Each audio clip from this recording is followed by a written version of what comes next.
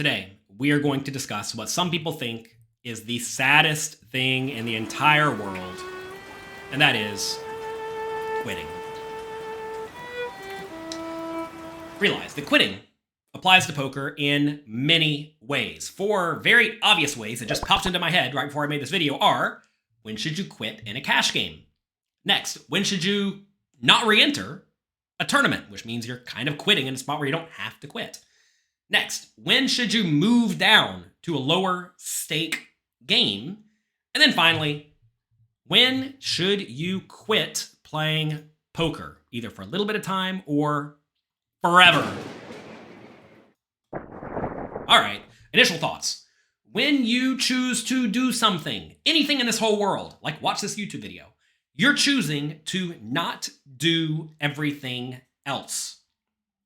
You're also going to find that as the amount of time you spend on something increases, typically, the amount of happiness you experience from it declines. Now, to some extent, there will be some sort of gradual uptick, right? Like whenever you first start doing something, it may be a lot of fun, or maybe it's hard and difficult. But once you get pretty competent at something, it's pretty fun until you start doing it a lot. And then it probably gets a little bit less fun, because it loses lots of its initial appeal, right? And you're going to find that if you do anything for a ton of time, it starts to become a bit of a grind, right?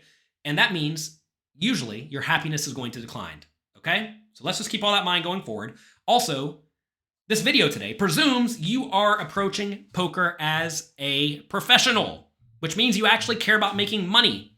If you don't care about making money, well, this video may not be for you. If you want to make money from poker, do me a favor, click the like and subscribe buttons down below.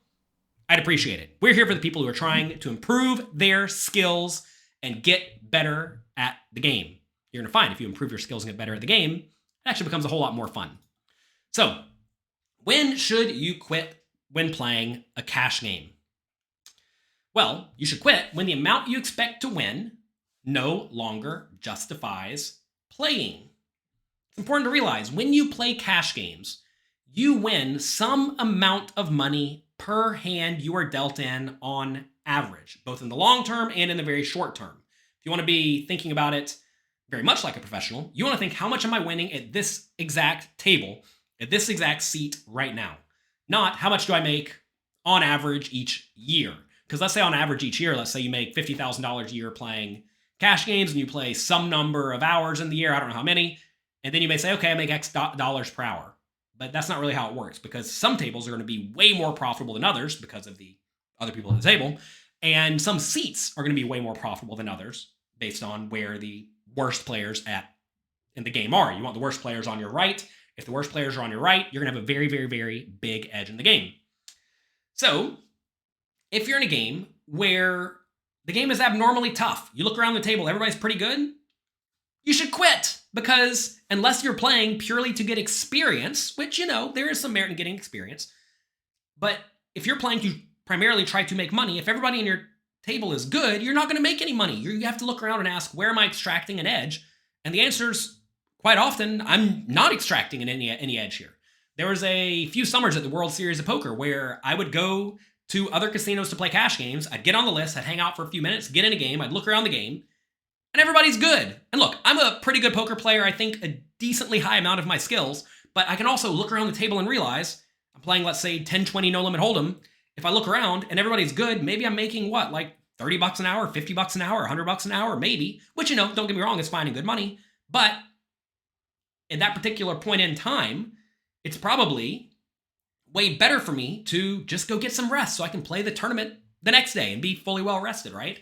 But if I show up and the game is incredibly soft, which did happen some days as well, I sit there and play all night because I'm probably making $400 an hour at the best table in the city, at the best seat at the table, right? So if you're in a game that's abnormally tough and you only care about making money, you should probably pack it up and leave. It's okay. Also, you should quit when you expect to play poorly. Now, when should you expect to play poorly? You should expect to play poorly typically as the session gets longer and longer, because inevitably you're going to get more and more tired. And you should expect to play poorly when you're kind of annoyed or you're kind of tilted or you don't especially want to be there for whatever reason. right? Maybe something's happening outside of the poker game that's giving you trouble. Maybe you're having a fight with your spouse or something like that. I don't know. Maybe that's the reason to be at the poker table. That depends on how you view these things. But when you expect to play poorly, whatever edge you have is very often going to go away, especially if you don't have a big edge to begin with. Also, you should probably quit when you are abnormally unhappy in a game, because imagine you're doing this thing you don't particularly enjoy doing right now, and you're getting some amount of dollar per hour salary essentially to sit there and play. Is it worth it for you? Maybe it is, maybe it isn't. Imagine you're a 1-2 no limit player and you're playing in a marginal game. You think you're winning, let's say, $10 an hour, but everybody at your table is incredibly annoying to you. Some people annoy some people. Hate to break it to you. So imagine you're at a table that's incredibly annoying. There's no other tables available that you can go get in. Is it worth it for you to sit here with people who are annoying you to make $10 an hour? Maybe it is, maybe it isn't, depending on exactly where you are in your poker journey. But you're going to find when you're abnormally unhappy in your game, it may not be worth it. Simple as that. So if it's not worth it to you, then quit. That said, you should probably not quit when the game is amazingly soft. I don't usually play very long sessions, but sometimes when the game's incredibly good, I will. Back when I used to grind 5, 10, and 10, 20 at Bellagio every day, I would show up at noon and play till midnight pretty much every day. I like those hours. They're definitely not the ideal hours for cash game players, but they worked for me. And I would usually quit at midnight probably 85% of the time or so. But 15% of the time or so, the game would be incredibly good to where I thought I had a gigantic win rate because I can look around the table, the game's soft, and most of the money's flowing my direction. In those spots, I would play until I got super duper tired or the game broke. Most games usually broke there by 4 or 5 a.m., so it's not like I'm playing 24-hour sessions or anything. But typically, when your win rate's going to be substantially higher than other times, you don't really want to quit. Like imagine you can play on nights and weekends, which is when most of the time the poker games are the best, and you can make, let's say, 20 big blinds per hour, or you can play during the worst times, let's say early morning hours, not necessarily early for me. Let's say you could play at like 9 a.m. and make 5 big blinds per hour. But would you rather play during nights and weekends and make 20, or during the 9 a.m. time and make 5? It's up to you, but if you care about making money, you should probably play the nights and weekends. Don't quit when the games are amazingly soft. Next, when should you quit playing a poker tournament? When should you not re-enter a poker tournament? Well, you should not re-enter when you expect to have a tiny or negative return on investment. When will that be? Well, quite often when you buy in relatively late into a tournament that is not really near getting in the money, your return on investment is not going to be very high. Maybe just a few percent. And then you have to beat the rake. Let's say your tournament rake's 12% and you expect to have, let's say, 15% return on investment in the tournament, not accounting for the rake. You're making 3%. So if you're playing a $100 buy-in tournament, that means you're making $3 to play for the next, let's say, hour that you're going to last on average. Obviously, sometimes you spin it up and you play a lot. Sometimes you bust on the first hand. Let's say you're going to play an hour total to make $3. You think you can make more than $3 an hour doing something else? Probably. So if you expect your edge to be tiny or negative, you should not play, right? Again, there's always room for playing to get experience. But at the same time, if you care about maximizing your time or you value things like sleep or rest or study, you're probably gonna make more than $3 per hour doing that. I mean, sometimes this comes up in the high stakes tournaments. Let's say you're playing a $10,000 buy-in tournament and you think you're gonna have a 3% ROI and play for an hour. Well, an hour to make $300 is actually pretty good. But it's actually not good compared to perhaps the win rate you can have in other scenarios, like when you buy in on time, right?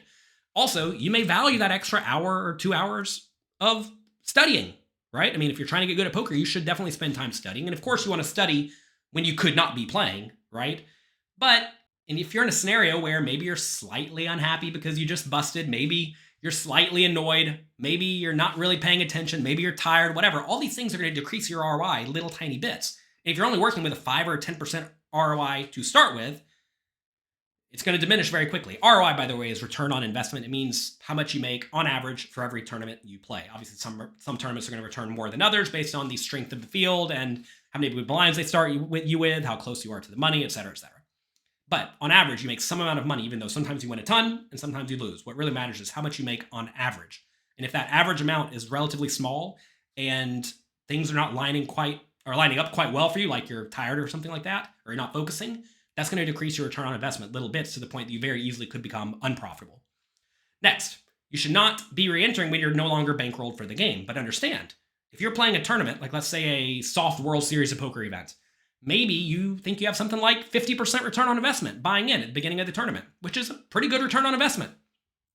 But when you buy in last second, maybe you have a 5% return on investment. Well, you need a substantially bigger bankroll to play tournaments with a 5% return on investment compared to a 50% return on investment. So typically, as you buy in later and later and later, assuming you're a good, strong, deep stacked player, the edge you will have decreases, right? And as your edge decreases, the amount of bankroll you need to profitably play the game increases substantially. I don't know the numbers off the top of my head, but let's say you normally need a 300 buy-in bankroll to play at the start of the tournament. You may need something like an 1,000 buy-in bankroll to play with a 3% return on investment in a big field tournament. And most people are not bankrolled for $1,500 tournaments with $1.5 million they're willing to risk, right? And again, this video is professionals. It's presuming you are trying to play for a living and make money consistently from poker, okay? Well, maybe not even consistently. You're trying to make money in the long run from poker. How about that? Also, when you expect to play poorly for whatever reason, maybe you are on your 4th re-entry, you had your aces cracked the first 3 times, you're annoyed about it, whatever. When I say play poorly, by the way, like a lot of these things that make people play poorly are just mindset issues. Like imagine you're playing and the dealer is mean to you for some reason, or they say something that wasn't even mean, but you took it the wrong way. That makes some people flustered and mad. Maybe the cocktail server spills a cocktail all over you, and now you're covered in red wine. Happens to me every once in a while. Imagine you're covered in red wine. You really want to go sit down and rebuy in and play again? I don't know. I mean, that might bother some people, right? So things happen that will perhaps make you play poorly, but I definitely recommend you develop very, very, very thick skin as a poker player. Don't let the nonsense bother you. We live in a world where a lot of people let all sorts of nonsense bother them. And, you know, if there's one spot you have to be kind of immune to that kind of thing, it's at the poker table. Next. When should you move down to a lower stake game? Either you normally play, let's say, $500 tournaments and you're going to not play those anymore. You're going to move down to $200 tournaments or $250 tournaments, whatever. Or maybe you're a 2-5 cash game player, but you need to move down. You got to go back to 1-2. Realize that that should not be like a knock on you or your confidence or anything. If anything, you have to realize that your inability to move down is the reason you are going to thrive and succeed at poker in the long run.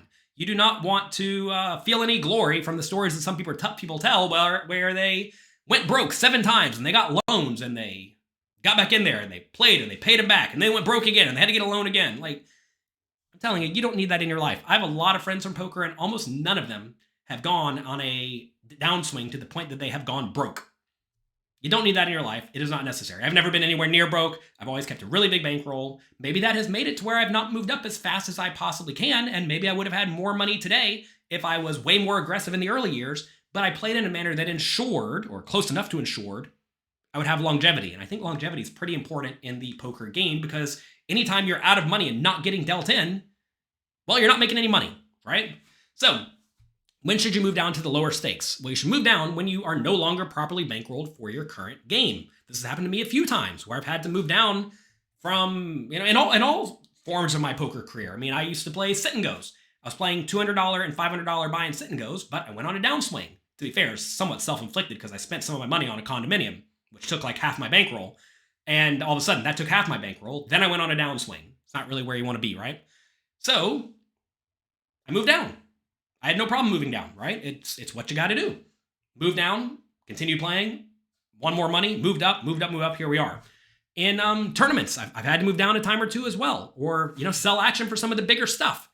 It's okay. It happens. Realize that your ability to accept that and be cool with that is what's going to make you thrive. So many players, especially in live poker, are like embarrassed. Like imagine you played a local casino and you normally play the 5-10 game, but then you have to move down to 2-5. People may say, oh man, what happened? Why are you playing the 2-5 game? And the answer is, because it's the smart thing for me to do, right? You also want to move down to a lower stake when your normal game is a game that you don't really expect to have a high return on investment in, and you expect to have a much higher ROI in the smaller game. Whenever I used to go play at Bellagio every day, I would ideally want to play 25 or 10-20 no limit hold'em or higher. But sometimes the 10-20 game was no good. Right? So if the 10-20 game is no good, I expect to have a, let's say, $50 an hour win rate, but the 5-10 game is popping off, and I expect to have a $150 an hour win rate there. Well, obviously I'm going to go play 5-10, right? Because I expect to make more money there.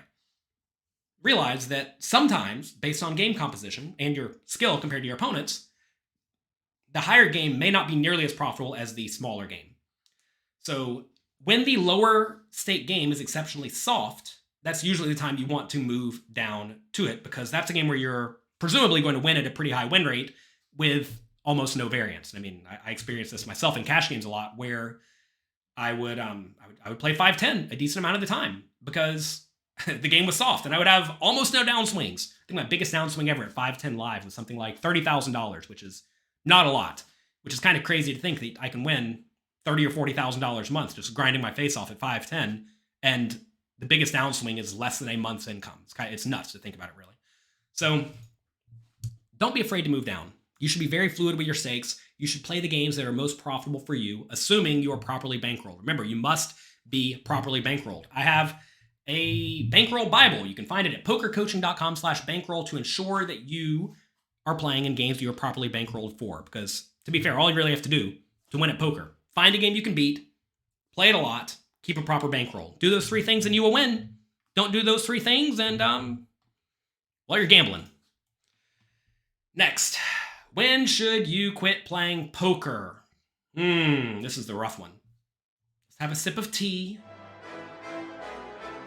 Prepare ourselves for nice talk here. You should quit playing poker when you're no longer properly bankrolled, even for the smallest stakes game. Probably because you lost all your money. The cool thing about bankroll management is that you have the ability to move down in stakes and double your bankroll for that game, which makes it really, really hard to actually go broke from poker. Some people don't do that, though. Maybe they threw bankroll management out the window and they're broke. But when you're broke, you should probably quit playing poker. Now, some people get loans, some people get staked, whatever. I don't really think you need to be doing these things if at all possible.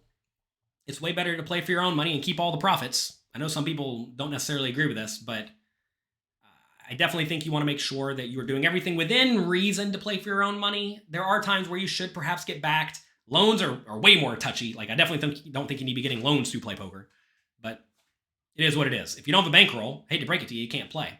And realize that if you're playing tiny stakes, you may only be making $1 or $2 per hour, right? You could probably be doing something else and making more money. Next, you should quit playing when you're no longer profitable. This is another tough one for people to accept. This happens in tournaments very often, and often it's not clear if you are no longer profitable, because it's difficult to tell if you are winning in games to some extent, especially if you think you're playing reasonably well, but you're just like losing a lot of all ends, right? So if you do get good data that tells you you're no longer profitable, or you're starting to get information that pushes it that way, well, you should start considering quitting, or at least moving down. And if you move down and the game's still hard, and you move down and the game's still hard, well, maybe the game is done. Hate to break it to you, but all games get tougher over time because people's strategies and skills and tools get better over time. Now, certainly there may be outlier events that make the game incredibly soft for some reason, like, for example, when Chris Moneymaker won the main event. A lot of people saw that. A lot of people got in poker. Poker was getting tougher and tougher, then it got incredibly soft. And it's kind of been declining since then. The game's getting tougher and tougher and tougher. Win rates are substantially lower today than they were 15 years ago when I first started playing poker. So you have to realize that, right? At some point, that edge goes away. I mean, daily fantasy sports is a good example for me as someone who doesn't really know anything about sports. The first year daily fantasy sports came out, I crushed it in one-on-one heads-up games. It was not hard.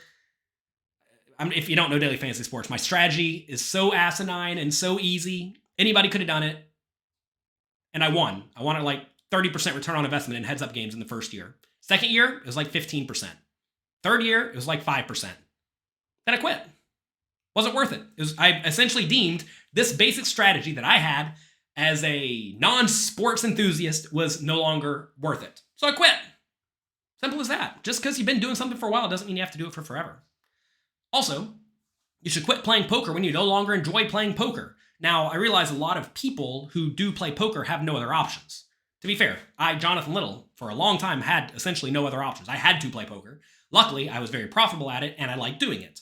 But if I really hated it, and I was not profitable, well, I'd be in a mess, right?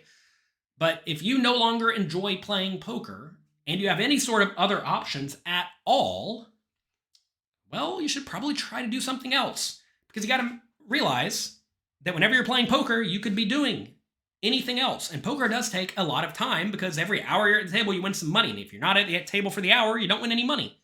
So if you could make better use of your time doing something else, well, you should probably go do something else. And that's up for you to decide, right? For example, some people have lots of opportunities in life. And if they instead spend a lot of time playing poker, they may squander a lot of these amazing opportunities that may turn out way better than playing a lot of poker. And you got to realize that. Alternatively, a lot of people don't have very many options at all, and poker is by far the best thing they could possibly be doing. Like whenever I first started playing poker, there was nothing in the world in my mind that could have been better than me playing poker, because nothing else in the world would have paid me a very good hourly rate that I also loved immensely, right? But as you fall out of love, as you lose your hourly rate, well, that's when the idea of quitting starts to become very, very relevant. Realize there's a lot of stuff happening in the world. I've made a lot of money in a lot of ways throughout life because I'm always looking at other things, trying other things. And I think you should be doing that too. If you're only in poker and not looking at anything else, that's good. This goes for all other competitive games as well. But if that thing does get overly tough, that might eventually not work out for you. Understand that your time is very limited and you must spend it wisely. We only have one life. We have a lot of time in this life. I'm 37 now. Does that sound right? I'm 37, 38. I don't know how old I am. I feel like I have a lifetime ahead of me. I've done a lot of good things, had a lot of fun times, and I fully expect to keep doing a lot of fun things and keep having a lot of fun times. But you have to make sure you spend your time wisely. If you are not either learning something, making a lot of money, or enjoying yourself immensely, I'd probably recommend trying to find something else to do. That's me for today. If you enjoyed this video, do me a favor, click the like and subscribe buttons down below. I root for all of you. I hope you never have to quit playing poker, but if the time comes, it's okay. It's okay. Good luck, have fun, and I will talk to all of you next time.